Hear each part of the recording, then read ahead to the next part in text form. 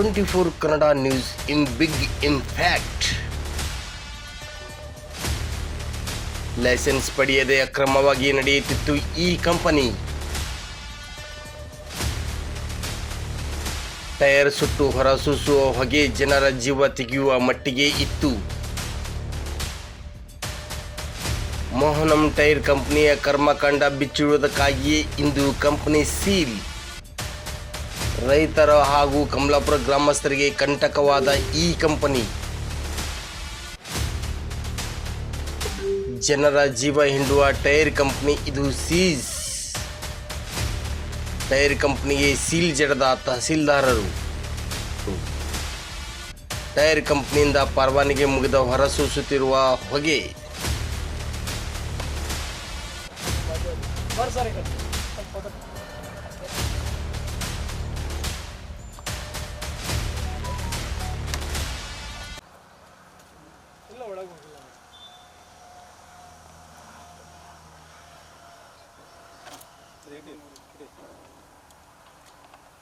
ಪಟ್ಟಣ ಪಂಚಾಯತ್ ಅಧಿಕಾರಿಗಳು ಮತ್ತು ತಹಸೀಲ್ದಾರ್ ಸಾಹೇಬರು ಎಲ್ಲ ಗ್ರಾಮದ ಜನರಿಗೆ ಮತ್ತು ಎಲ್ಲರಿಗೂ ಏನಪ್ಪ ಅಂದ್ರೆ ಒಂದು ಆಶ್ವಾಸನೆ ಕೊಟ್ಟಿದ್ದಾರೆ. ಅದು ಈಗಲೇ ಕೂಡಲೇ ಬಂದ್ ಮಾಡ್ತೀವಿ, ಮುಂದೆ ಯಾವುದೇ ಕಾರಣಕ್ಕೂ ನಾವು NOC ಕೊಡಲ್ಲ ಅಂತ ಹೇಳಿದ್ದಾರೆ.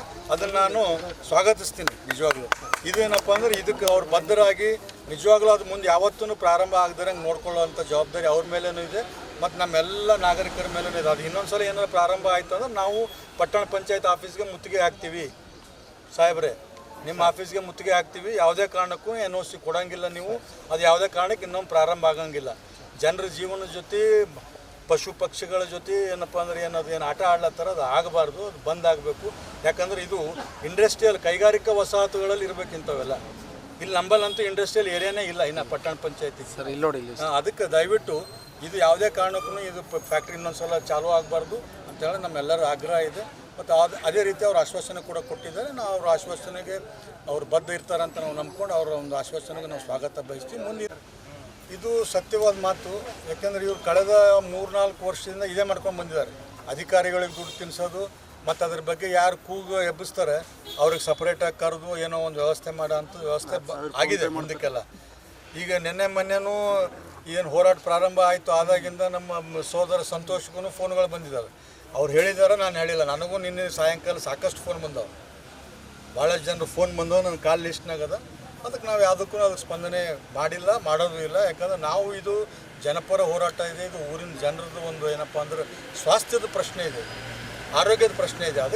ಇದಕ್ಕೆ ಯಾವುದೇ ಕಾರಣಕ್ಕೂ ನಾವು ರಾಜಿ ಆಗೋಕ್ಕೆ ಸಾಧ್ಯ ಇಲ್ಲ. ಇದು ಬಂದ್ ಆಗಲೇಬೇಕು ಅಂತೇಳಿ ನಾವು ಮನವಿನೂ ಮಾಡಿದ್ವಿ. ಅದ್ರ ಪ್ರಕಾರ ಈಗ ಎಲ್ಲರ ಸಮ್ಮುಖದಲ್ಲೇ ಬಂದ್ ಮಾಡ್ತೀನಿ ಅಂತ ಹೇಳಿದ್ದಾರೆ. ತಾವು ಸಹ ಅದರಲ್ಲಿ ಇರ್ರಿ. ಅದು ಬಂದ್ ಆಗಿದ್ದೇನಪ್ಪ ಅಂದ್ರೆ ಅದು ತಾವು ಸಾಕ್ಷಿಯಾಗಿರ್ರಿ ಅಂತ ನಾನು. ಇತ್ತೀಚಿನ ದಿನಗಳಲ್ಲಿ ಹಾರ್ಟ್ ಅಟ್ಯಾಕ್ ಆಗ್ತಾರೆ. ಮುಂದಿನ ದಿನ ಕ್ರಮ ಆಗದೆ ಹೋದ್ರೆ ನಾವಿಲ್ಲಿ ಉಪವಾಸ ಸತ್ಯಾಗ್ರಹ ಇಲ್ಲೇ ತಹಸೀಲ್ ಆಫೀಸು ಇಲ್ಲ ಪಟ್ಟಣ ಪಂಚಾಯತ್ ಆಫೀಸ್ ಎದುರುಗಡೆ ಕೂತ್ಕೋತೀವಿ. ಮತ್ತು ಪರಿಸರ ಮಾಲಿನ್ಯದ ಆಫೀಸ್ಗೂ ಘೇರಾವ್ ಹಾಕ್ತೀವಿ. ಇದು ಏನಪ್ಪ ಅಂದ್ರೆ ರಾಜ್ಯ ಮಟ್ಟದ ನಮ್ಮ ಪರಿಸರ ಮಂತ್ರಿಗಳು ನಮ್ಮ ಕಡೆ ನಮ್ಮ ಭಾಗದವ್ರು ಇದ್ದಾರೆ, ಅವ್ರ ಹತ್ರನೂ ಹೋಗ್ತೀವಿ. ದೊಡ್ಡ ಒಂದು ಜನಾಂದೋಲನನೇ ಮಾಡ್ತೀವಿ. ಇದು ಯಾವುದೇ ಕಾರಣಕ್ಕೆ ಪ್ರಾರಂಭ ಆಗಕ್ಕೆ ಬಿಡಲ್ಲ.